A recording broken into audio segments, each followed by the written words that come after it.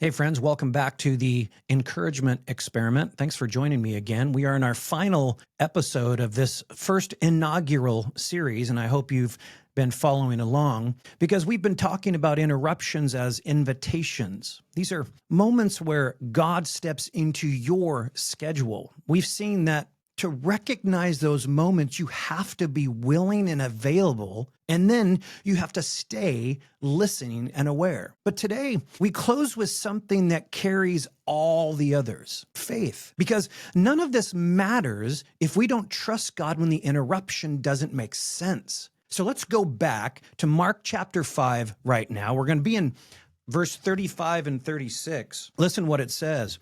While he was still speaking, that'd be Jesus, while he's still speaking, there came from the ruler's house someone who said, "Your daughter is dead. Why trouble the teacher any further?" But overhearing what they said, Jesus said to the ruler of the synagogue, "Do not fear, only believe." I mean, picture that moment for a second. You can almost hear the air leave from Jairus's lungs. He had hope. I mean, he found Jesus. He believed enough to ask for help. And now it's over? Well, at least that's what everyone else thought. Because then Jesus turns and says, "Don't be afraid, only believe." See, those four words carry the entire weight of this moment. Don't be afraid, only believe. You see, faith doesn't ignore the facts. Faith just refuses to be defined by them. The report was true. The girl was gone. She had died. But the truth is not always the same as final because Jesus wasn't finished. See, there's a difference between being faithful and being faith-filled. Faithful means steady, true to what God already said. Faith-filled means confident and expecting God is still about to do something. You need both. Jesus was faithful to go with Jairus in the first place. He was also faith-filled to keep walking when everyone else said, "Stop." See, faithfulness keeps you moving in obedience. Being faith-filled and having faith-filled confidence keeps you believing in the outcome. See, when life interrupts your plan, faithfulness says, "I'm going to keep trusting even when I don't understand." Faith-filled hope says, "And I'm going to believe that God still can." Faithful is endurance. Faith-filled is expectation. You see, both are essential when the interruption feels permanent. I mean, let's be honest. Not every interruption feels redemptive. Some hurt. Some literally break us open. Some leave us asking, why? Jairus had to be. See, Jairus didn't just experience inconvenience. He experienced loss. But Jesus never promised that faith would prevent pain. He promised that faith would outlast it. I mean, look at what Hebrews 1 says, Hebrews 11:1. Now, faith is the reality of what is hoped for, the proof of what is not seen. Faith is believing that what you can't see is more real than what you can. Maybe you've been there. The moment when your prayer seems unanswered, when the job doesn't come through, when the relationship ends, when the healing hasn't happened yet. And in that place, Jesus whispers again, "Don't be afraid, only believe." Because faith isn't about controlling outcomes. It's about trusting character. We trust who he is when we can't see what he's doing. Picture it. They keep walking. The crowd fades. The noise dies down. They arrive at Jairus' house. There's a lot of commotion. There's people weeping, wailing. They're already planning the funeral. And Jesus has the audacity to say, "Why are you weeping? The child is not dead, but asleep." They literally laugh. They mock. They doubt. But notice one thing, though. He doesn't argue with them. He removes them. See, sometimes faith requires a change of atmosphere. You can't nurture faith surrounded by voices of fear.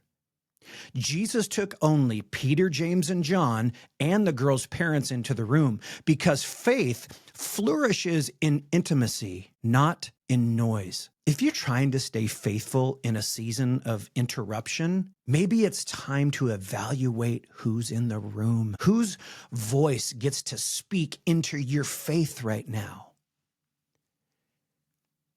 You can see it. He kneels beside the girl. He takes her by the hand and says, "Little girl, I say to you, get up." And she does. Literally, just like that, life where there was loss, movement where there was mourning, because when Jesus steps into the interruption, the story never ends in death. It ends in resurrection. Now, maybe your miracle doesn't look like Jairus's. Maybe it's not a physical resurrection. If it is, let me know. Maybe it's a resurrection of hope in your life, of joy, of purpose filling you. See, faith today might look something like showing up to pray when you don't feel like it, forgiving someone who hasn't apologized, or staying kind when you could be bitter, waiting on God instead of forcing the door open yourself. See, that's faithfulness. That's faith-filled living. See, faithful people keep walking when it's dark. Faith-filled people expect light in every step. And when both meet, heaven moves. I want to give you 3 simple ways to cultivate faith when life feels interrupted. The first one is this: remember his past faithfulness. If God did it before, he can do it again. Keep a record of his rescues. Your memory, that becomes your anchor. The second one is to refuse fear's narrative. Jesus said, "Don't be afraid." See, fear imagines everything God forgot, but faith imagines everything he promised. Last and final, and number 3, faith doesn't rush God, it rests in him. Delays aren't denials. Sometimes they're divine development.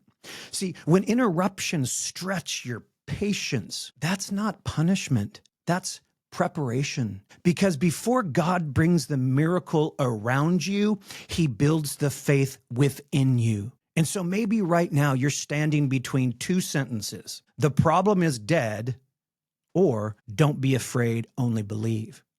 One of those is your reality. The other is your invitation. Which one will you listen to? If you're watching this and you feel like life has been nothing but interruptions, broken plans, delays, disappointments, hear me and let this truth settle in. God hasn't stopped working. He's just working in ways you haven't seen yet. And he's inviting you to stay faithful and faith-filled, to believe when belief feels impossible. Now let's end this series right where Jesus ended that moment, with resurrection. Because in every interruption, he's not just fixing something, he's forming something. He's forming faith. He's forming endurance. He's forming you and me.